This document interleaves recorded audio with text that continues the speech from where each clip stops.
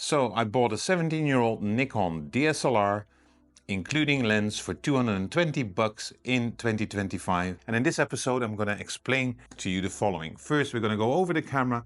We're going to go over some of the myths here on YouTube about DSLR cameras and older digital cameras. I'm going to share some of the shooting experiences, loads of sample pictures, and if you are owning a DSLR, let me know in the comments below what you like about it, what you don't like about it. Let's get started. This camera comes with a 12 megapixel CMOS sensor released in August 2008. It is fully weather sealed, the LCD close to 1,000,000 dots. The ISO range is 200 native till 1600 expandable to 3200. It's got 11 autofocus points, a built-in flash, one card slot. It shoots continuous at 4.5 frames per second. It weighs 703 grams without the lens. And the battery is rated for a whopping 800 shots. 800 people, no kidding. And that's based on the assumption that you shoot half of your shots, so 400 with flash. So in reality, this battery is a little bit more than you would expect. Now, I had my reasons for buying this DSLR. First reason, never shot with Nikon in my life. And I looked at, what the options were, and I just felt, hold on, I haven't shot with Nikon and I haven't shot with a DSLR since 2010, I guess. So why not buy one?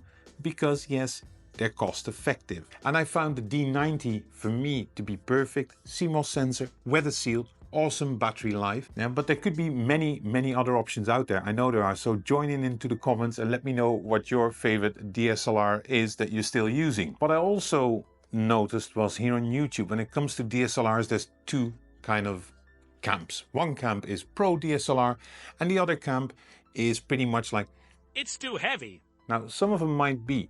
In this case, 703 grams, it definitely isn't. With the lens on top of it, it's about 800 grams. Very easy in the hand. From a technology point of view, it's completely useless in 2025. To a certain extent, yes, but in reality, no. This is pretty much a photography-centric camera by design, so the video features, yeah, they're in here, but any smartphone from 2015 renders better quality. So I don't think it's useless. I think it might be backdated, but that doesn't really influence the end result. Is it not taking any good pictures because it doesn't have a backstacked CMOS, HD, and whatever else is nowadays in it? No, because the key about photography is that this is a tool. It's a tool. It's our eyes which do the heavy lifting. Photography is observing. Photography is seeing, feeling, taking that picture. And of course, there's other parts into it. Light, composition, framing, context. And every photographer has the same issue. We all have it. We take a picture, somebody else sees it and has a completely different feeling or view on it. And that's nothing to do with your gear. That's everything to do with us photographers. I've never been somewhere where I would state like, oh yeah, I can definitely see that's a Canon or a Nikon DSLR. some of the best pictures taken over the last 100 years are completely out of focus. But they tell a story, right? So the camera is just your tool. And that's the way I like to see it. Speaking of which, when I took this, now we're leaping into my shooting experience. When I took this out the first time, the one thing that immediately I liked was the grip. This is a good grip. There's enough space between the actual lens and the grip. Here, look at this. All my fingers fit, and I've got relatively big hands. So, hey, that is something that adds into your photography experience. The second part that I noticed was going through the viewfinder here. And I don't know if I can actually show you, hopefully. Let's see how good this viewfinder somehow appeals to me. It makes me feel like I'm in my young days running around with an analog camera for some reason. Yeah, I mean, it's not really a technical or hard given, but I enjoy this viewfinder experience. It just makes the entire experience great. The autofocus, for instance, although it being a meager 11 autofocusing points, is surprisingly good. And the fact that with this lens, the 35mm f1.8, that's what I bought in this combo. You see this switch here?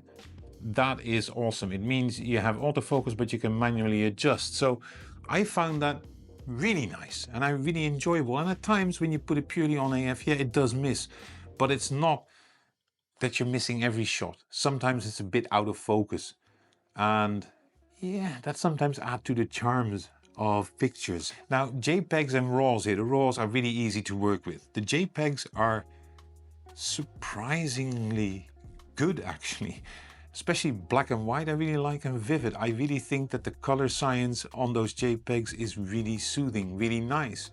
And you know, my entire photography experience here has been, yeah, it's maybe a bit bigger, it's maybe a bit bulkier, but it doesn't slow me down as such. I actually find, if I'm going to be honest, this experience a little bit more pleasing than I had with my Sony A7 III, for instance. The Lumix S9 where I'm filming on now, I use for a very specific reason. You can see that episode here. So from my point of view, guys, I would recommend this to anybody and everybody. Just make sure that you buy it from a reputable dealer, that if it's broken or breaking down, you can actually send it back, depending on the warranties. I just love to take it out. So with that in mind, with that said, people, thank you very much for watching. See you next time.